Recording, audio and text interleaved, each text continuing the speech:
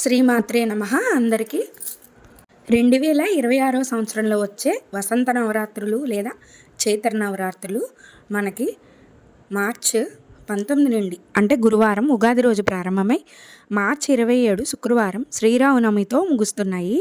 అంటే 9 రోజుల పాటు ఈ లలితాదేవి నవరాత్రులు అనేవి కొనసాగుతాయి. చైత్రశుద్ధ పాడ్యము నుండి చైత్రశుద్ధ నవమి వరకు ఈ వసంత నవరాత్రుల్లో దుర్గాదేవిని కానీ లలితాదేవిని కానీ ఆరాధించే పవిత్రమైన సమయం. ఉదయాన్నే స్నానమాచరించి కలశ స్థాపన చేసి దేవీ మంత్రాలు కానీ లలితా సహస్రనామం పారాయణం చేస్తూ అమ్మవారి యొక్క వివిధ రూపాలను పూజిస్తూ ఈ 9 రోజుల్లో అమ్మవారి యొక్క వివిధ రూపాలను పూజించడం. నవరాత్రి చివరి రోజు 9వ రోజు అంటే శ్రీరామనవమి రోజున ప్రత్యేకమైన పూజ చేయడం ఈ నవరాత్రుల 9 రోజుల యొక్క ముఖ్య ఉద్దేశం. అఖండ దీపారాధన కలశం లేకుండా కూడా పూజ చేసుకోవచ్చు. ఒకవేళ కనుక కలశం పెట్టుకుంటానంటే ఏ విధంగా ఆచరించాలో ఇప్పుడు చూద్దాం. కలశ స్థాపన మొదటి రోజు మనం దశల వారీగా చూద్దాము.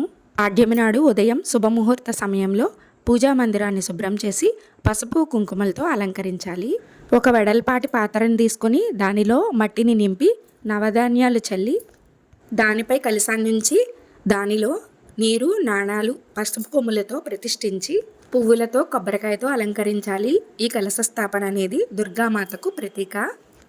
ఇక నిత్య పూజ ఎలా చేయాలంటే ఉదయం వేళ సాయంత్రం వేళ 2 పూటల పూజను ఆచరించాలి. అమ్మవారికి పాలు పండ్లు నివేదన చేసి కుంకుమతో పూజించాలి. ముఖ్యంగా లలితా సహస్రనామం చదువుకోవడం, దేవి ఖడ్గమాల పారాయణ చేయడం, శ్రీదేవి ఖడ్గమాల స్తోత్రం చదవడం చాలా శ్రేష్టం. ఇక అమ్మవారికి రోజువారీ నైవేద్యాలు చేస్తాం కదా, పాయసం పొంగలి ఫలాలు లాంటివి ఏదైనా సమర్పించుకోవచ్చు. ఈ నవరాత్రుల్లో దుర్గా రూపాలు ఏ విధంగా ఉంటాయో ఇప్పుడు చూద్దాం. శైలపుత్రి, బ్రహ్మచారిణి, చంద్రగంట, కూష్మాండ, స్కందమాత, కాత్యాయని, కాళరాత్రి, మహాగౌరి, సిద్ధిదాత్రి ఈ అమ్మవారి 9 రూపాలను ఆరాధిస్తారు.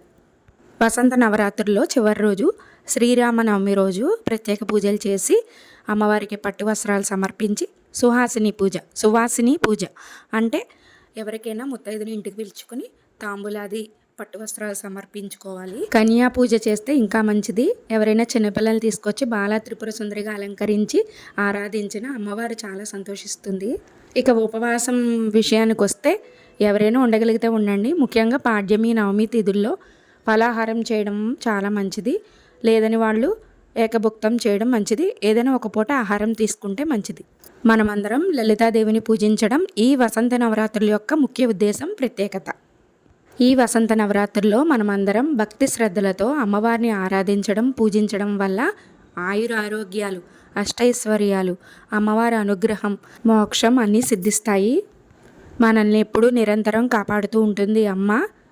నేను లలితాదేవి నవరాత్రుల గురించి వివరంగా ఒక వీడియో చేశాను. ఎవరైనా చూడలేని వాళ్ళు ఉంటే చూడండి. నేను ఈ వీడియో కింద డిస్క్రిప్షన్లో ఇస్తాను లింక్, తప్పనిసరిగా చూడండి. ఈ వీడియో మీకు నచ్చితే లైక్ చేయండి, షేర్ చేయండి, సబ్స్క్రైబ్ చేయండి.